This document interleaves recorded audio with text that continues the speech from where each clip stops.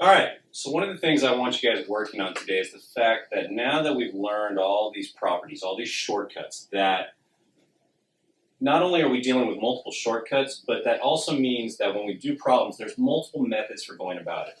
Some will be easier to understand, some will be harder.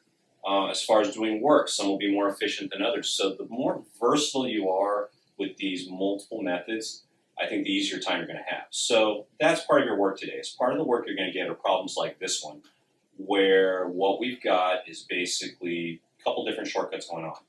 Okay, so what I'm going to do is I'm going to have you copy this down in your notes so you can see different ways of doing the same problem. All right, so let's take a look at this first one. This first one says we've got n to the fourth times n to the fifth divided by n to the third. So we've got some multiplication going on, we've got some division going on as well. So what do we do first? Well, the nice thing is that most of the time it just doesn't matter. You can do it pretty much any way you want. So take a look here. I'm going to do the multiplication first. I'm going to look at this top part and say n to the fourth times n to the fifth is n. And then, of course, the shortcut with multiplication is to add the exponents. So we get n to the ninth. Then I'll recopy the n to the third.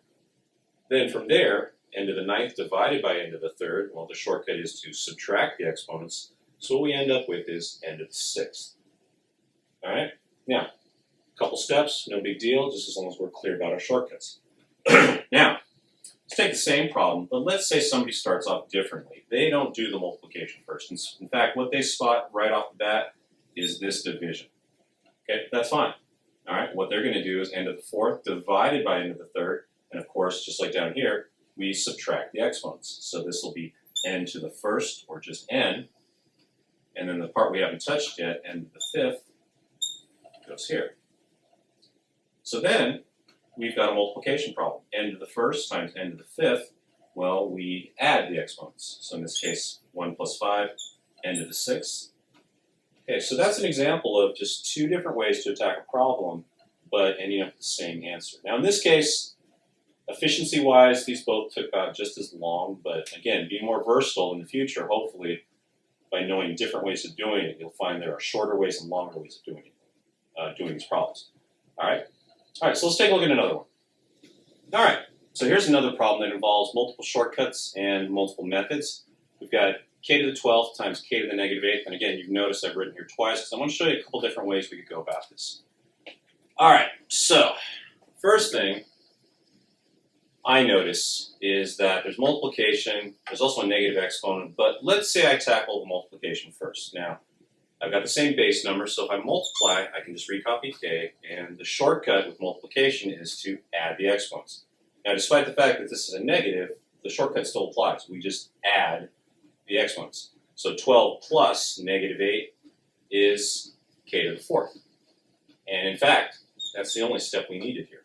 So in fact, we kind of got around the negative because by adding it, the negative eventually just disappeared. 12 plus negative 8 is 4, no more negatives left.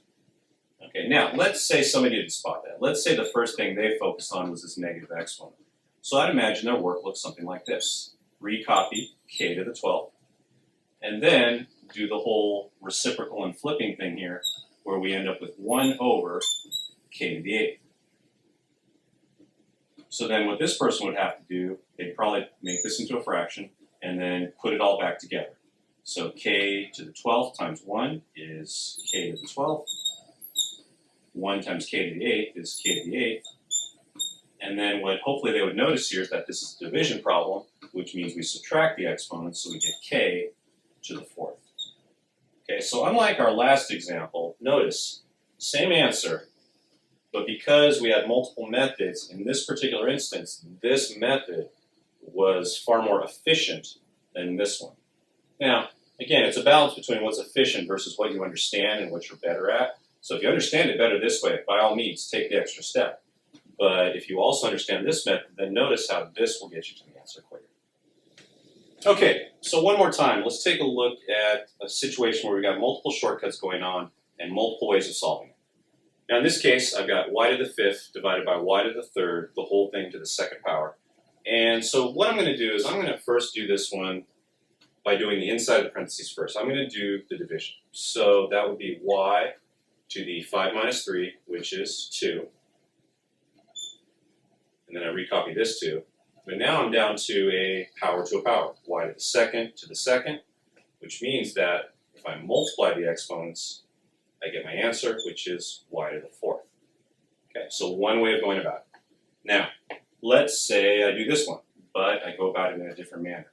Maybe the first thing I spot is this exponent on the outside, which I know means that I have to give every item inside that power of 2, kind of like distributive property, like we've been talking about. So y to the fifth to the second, a power, becomes y to the 10th. And then y to the third to the second becomes y to the 6th. Now I've got a division problem, which with division, we recopy the base number and we subtract the exponents. So 10 minus 6 is 4. Okay, so in this case, same answer.